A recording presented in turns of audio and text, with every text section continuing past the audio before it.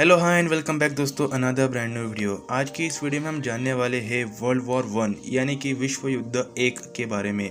विश्व युद्ध यानी कि वर्ल्ड वॉर जब हुआ था तब पूरे दुनिया में तबाही बच चुकी थी।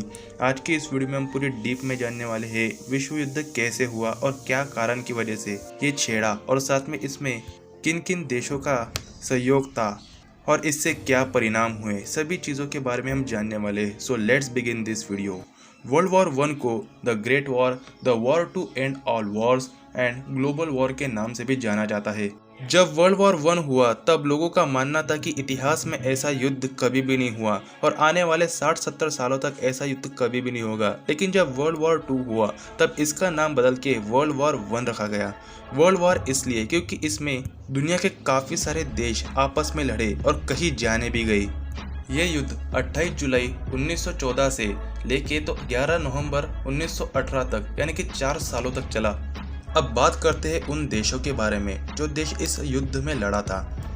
ये युद्ध दो ग्रुप के बीच में लड़ा गया, जिसमें से एक था अलाइड पावर और दूसरा था सेंट्रल पावर्स। अलाइड पावर्स इस दल के सदस्य थे रशिया, फ्रांस, ब्रिटेन, जापान और अमेरिका। और दूसरी तरफ सेंट्रल पावर इस ग्रुप के पार्टिसिपेंट्स थे जर्मनी, ऑस्ट्रिया हंगरी और ऑटोमन एम्पायर। इससे पहले हम बात करें कि इसका कारण क्या था, इससे पहले हम बात करेंगे इनके संधियां यानी कि अलायंसेस के बारे में, जो इस वीडियो को आगे बढ़ाने में और आपको समझाने में काफ़ी मदद करेंगे। अपने पावर को बढ़ाने के लिए अलग अलग देशों ने अपने दूसरों देशों के साथ गुप्त समझौते कर लिए थे। किसी दूसरे देश को इस बात का पता भी नहीं था कि इन देशों के बीच में समझौते यानी कि अलायंसेस है। इनमें से मेन अलायंस थे नंबर 1 ट्रिपल अलायंस। ये जर्मनी, इटली और ऑस्ट्रिया हंगरी इन तीनों देशों के बीच 1882 में हुए थे। इसके अनुसार अगर कोई देश इनमें से किसी एक देश पे हमला करता है तो तीनों देश एक साथ मिलकर उसके साथ लड़ेंगे। Number 2 triple entente. ये 1907 में फ्रांस, ब्रिटेन और रशिया के बीच में हुआ था। पहले 1904 में ब्रिटेन और फ्रांस के बीच एक समझौता हुआ जिसे एंटॉन्ट कोल्डियार्ड कहते हैं, और जब 1907 में रशिया यानी कि रूस का समझौता इनके साथ हुआ तब ये ट्रिपल एंटॉन्ट हो गया। अब हम बात करते हैं इन विश्व युद्ध के कारणों के बारे में। तो सबसे पहला कारण था अलायंसेस यानी कि संधियां यानी कि समझौते। इसी कारण कई देशों ने इस युद्ध में हिस्सा भी लिया। नंबर 2 पे आता है मिलिट्रिज्म। हर देश अपने आप को अधिक शक्तिशाली सिद्ध करने के लिए नए नए हथियार, नए नए टैंक्स, मशीन्स गन और हथियार बनाने में और एक बड़ी सेना बनाने में एक दौड़ में लगे हुए थे। इन सभी चीज़ों में ब्रिटेन और जर्मनी सबसे आगे थे। वह इंडस्ट्रियल रेवोल्यूशन काफ़ी तेज़ी से फैल रहा था। इसी दौड़ में हर एक देश ने अपने आप को आगे रखने के लिए इस युद्ध में हिस्सा लिया और ये वर्ल्ड वॉर का मुख्य कारण बना। नंबर 3 पे आता है इम्पेरियलिज्म यानी साम्राज्यवाद। उस समय के पश्चिमी यूरोप के देश चाहते थे दूसरे देशों पर अपना राज करके अपनी मैन पावर यानी आर्मी और सभी रिसोर्सेस को बढ़ाए। ब्रिटेन इस मामले में सबसे आगे था, जिसने भारत को भी अपना गुलाम बने अपने अधीन कर लिया था। एक समय ब्रिटेन 25% पूरी दुनिया में राज कर रहा था। इसमें सभी यूरोपियन देशों ने अफ्रीका पर कब्जा करना शुरू कर दिया क्योंकि अफ्रीका एरिया में काफ़ी बड़ा था। अब हम बात करेंगे डेथ ऑफ आर्किड्यूक फ्रांस फर्डिनेंड, जो हुआ था 28 जून 1914 को। इस घटना का वर्ल्ड वॉर से काफ़ी ज़्यादा संबंध है। आर्किड्यूक फ्रांस फर्डिनेंड जो थे प्रिंस ऑफ ऑस्ट्रिया हंगरी, जो बाद में राजकुमार से राजा बनने वाले थे। एक बार ये ऑस्ट्रिया हंगरी के साराजेवो नाम के शहर में एक टूर पर आए थे। साराजेवो शहर अब ये बोस्निया में है। यहाँ पर ब्लैक हैंड नाम की एक ऑर्गेनाइजेशन ने इन पर हमला किया और उसी ऑर्गेनाइजेशन के एक आदमी ने उनकी गोली मारकर हत्या कर दी थी। अब प्रिंस की मौत के बाद लोग भड़क उठे और सर्बिया को धमकी देने लगे, क्योंकि सर्बिया बोस्निया के पास का एक देश है जहाँ के अधिकारियों ने बोस्निया के प्रिंस को मरवाकर उसे आज़ाद करवाने की साजिश रची थी। अब हम बात करने वाले हैं जुलाई क्राइसिस के बारे में, जो हुआ था जुलाई 1914 को। ऑस्ट्रिया हंगरी ने बिना युद्ध किए सर्बिया को अपने हवाले 1914 में अपने साथ होने के लिए कहा।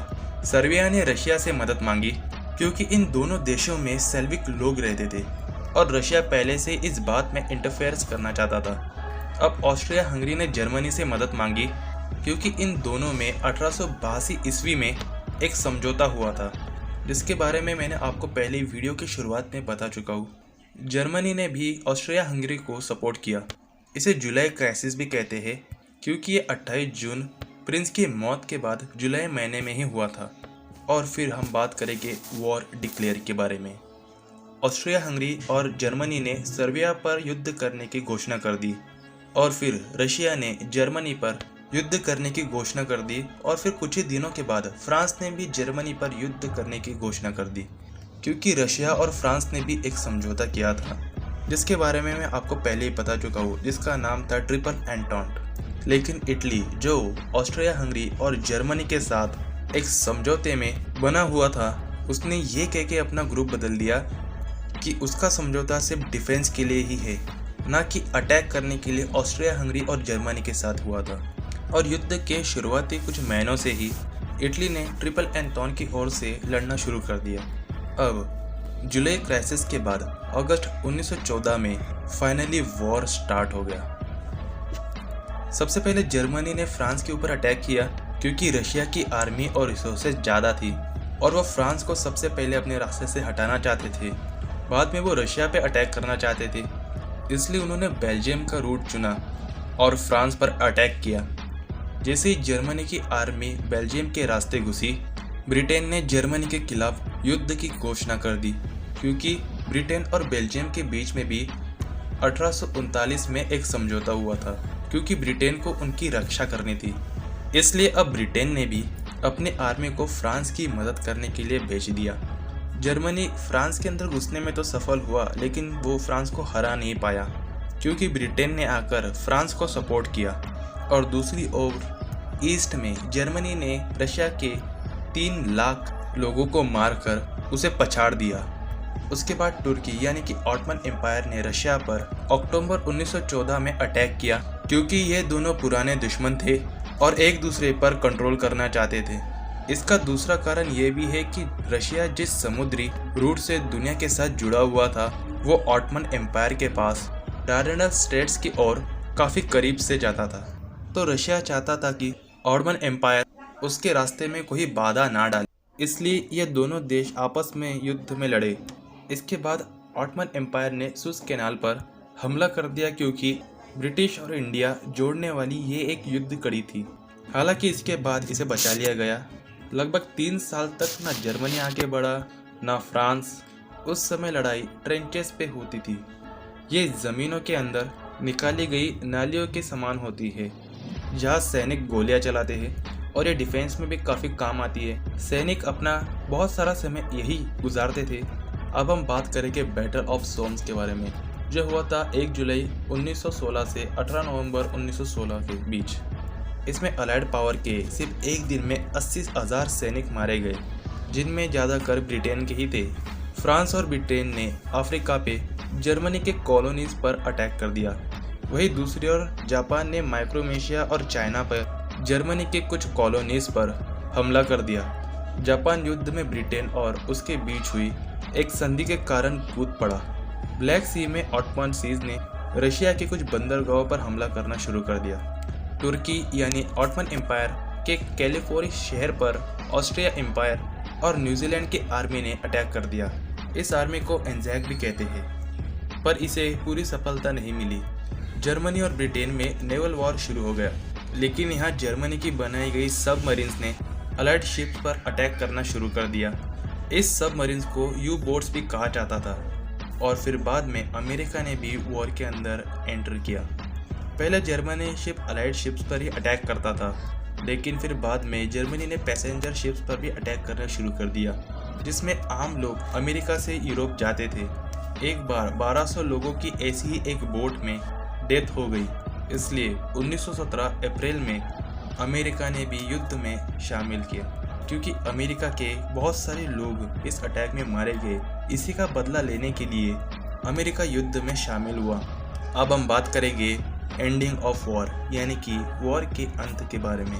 अब यूएसए अपने लगातार 10,000 ट्रूप्स यानी कि सैनिक को रोज ब्रिटेन की तरफ से जर्मनी की ओर भेज रहा था।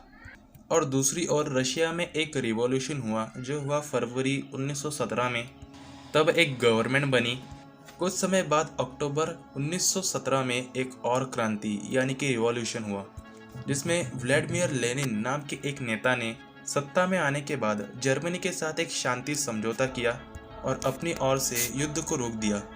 अब जर्मनी के खिलाफ एक तरफ लड़ाई चल रही थी, जो था ब्रिटेन और फ्रांस की तरफ से, लेकिन अब अमेरिका भी ब्रिटेन के साथ खड़ा था बदला लेने के लिए। अमेरिका के पास बहुत सारी सेना और रिसोर्सेस भी थे।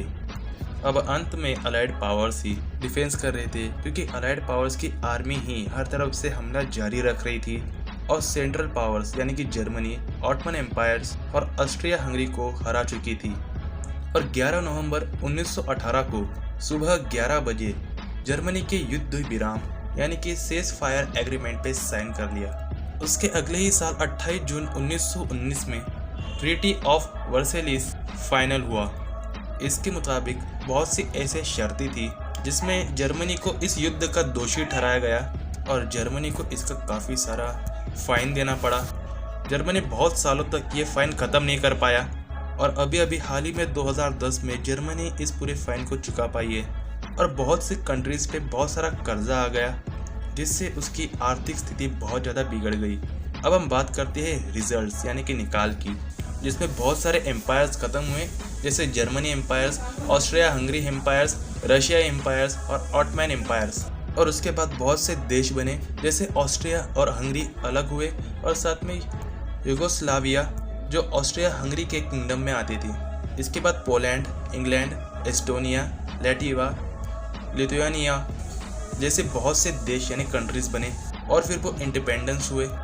और इसके बाद हम बात करते हैं कि इस लड़ाई के दौरान कितने लोग मारे गए, तो लगभग 17 मिलियन लोग यानी कि 1.5 करोड़ से भी ज़्यादा लोगों की मौत हुई। और उसके बाद कई बीमारियां फैलने के बाद इससे 50 मिलियन लोगों की यानी कि 5 करोड़ से भी ज़्यादा लोगों की मौत हुई। और लड़ाई के दौरान मेल पॉपुलेशन काफ़ी ज़्यादा कमज़ोर हो गई और फिर बाद में वो भी मारी गई। आपको पता ही है कि युद्ध में आर्मी भी लड़े थे, जिसकी वजह से मेल पॉपुलेशन काफ़ी कम हो गई। और उसके बाद वर्ल्ड वॉर 1 के बाद कई देश उधार में चले गए। उसके बाद जर्मन की कॉलोनीज ब्रिटेन और फ्रांस की हो गई। उसके बाद यूएसए का इंटरनेशनल पावर बनने वाला था। और आने वाली अगली वीडियो में हम बात करने वाले हैं वर्ल्ड वॉर 1 के बारे में। सो गाइस, अगर ये वीडियो आपको पसंद आती है तो प्लीज़ इस वीडियो को लाइक ज़रूर कर देना और चैनल पे अगर आप नए हो तो चैनल को सब्सक्राइब कर उसके बगल का बेल नोटिफिकेशन भी ऑन करके रख देना। कमेंट में बताना कि क्या थी आपकी राय इस वीडियो के थ्रू। मैं मिलता हूँ गाइस आपको मेरी नेक्स्ट वीडियो में, तब तक के लिए टिल देन बाय बाय।